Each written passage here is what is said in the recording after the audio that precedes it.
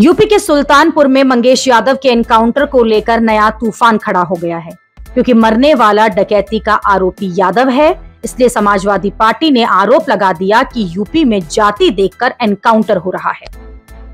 Samajwadi party के नेता कह रहे हैं कि अगर आरोपी सीएम योगी की जाति का होता तो पुलिस एनकाउंटर में गोली कमर के नीचे चलेगी, और अगर अपराधी मुस्लिम, यादव, ब्राह्मण, गुर्जर होगा तो गोली कमर के ऊपर लगेगी। इस मुद्दे पर अखिलेश यादव तो बोल ही रहे थे, राहुल गांधी भी इसमें कूद गए। पीएम मोदी के नाम तक को घसीट लाए। राहुल गांधी ने पीएम मोदी पर निशाना साधते हुए कहा कि कैमरों के आगे संविधान को माथे से लगाने का सिर्फ ढोंग है, जब आपकी सरकारें ही खुलेआम धज्जियां उड़ा रही हों। मंगेश यादव के एनकाउंटर पर इसलिए सवाल उठ रहे हैं क्योंकि परिवार कह रहा है कि मंगेश को पुलिस 2 सितंबर को पूछताछ करने के बहाने घर से ले जा चुकी थी, बाद में गोली मारकर हत्या कर दी और उसे एनकाउंटर का नाम दे दिया। जबकि इस मामले में जो 3 और आरोपी हैं उनको भी एनकाउंटर में पकड़ा गया, लेकिन तीनों आरोपियों के पैर में गोली लगी और मंगेश के सिर और हाथ पर गोली लगी।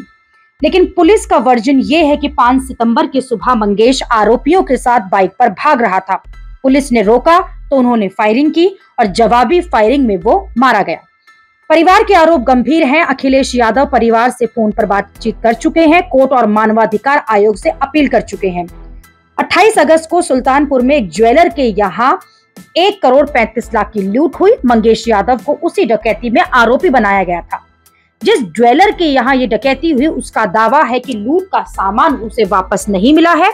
इस पर भी अखिलेश यादव ने सवाल उठाए।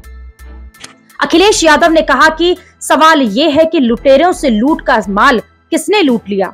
जब सब पकड़े गए तो फिर सोना किसके खजाने में जाकर जमा हो गया? कहीं ऐसा तो नहीं कि जो लुटेरे बनकर गए वो किसी के प्रतिनिधि थे? ये सवाल गंभीर है। 28 अगस्त की लूटपाट की घटना का मास्टरमाइंड विपिन सिंह को बताया जा रहा है, जो एक कुख्यात बदमाश है। विपिन सिंह ने 4 सितंबर को सरेंडर कर दिया था। अब विपिन सिंह को भी डर है कि कहीं पुलिस उसका भी एनकाउंटर न कर दे। यूपी एसटीएफ के एनकाउंटर में मारा गया मंगेश यादव 1 लाख का इनामी बदमाश था। उस पर चोरी, डकैती के 7 केस दर्ज थे, इसलिए यूपी सरकार को भी पलटवार का मौका मिल गया। यूपी के मंत्री नंद गोपाल गुप्ता नंदी ने अखिलेश यादव के लिए कहा कि विरासत में गद्दी मिल सकती है, बुद्धि नहीं। मंत्री ओपी राजभर ने कहा कि क्या पुलिस पहले अपराधियों का आधार कार्ड चेक करे? मंत्री दयाशंकर सिंह ने कहा कि अपराधी की कोई जाति नहीं होती।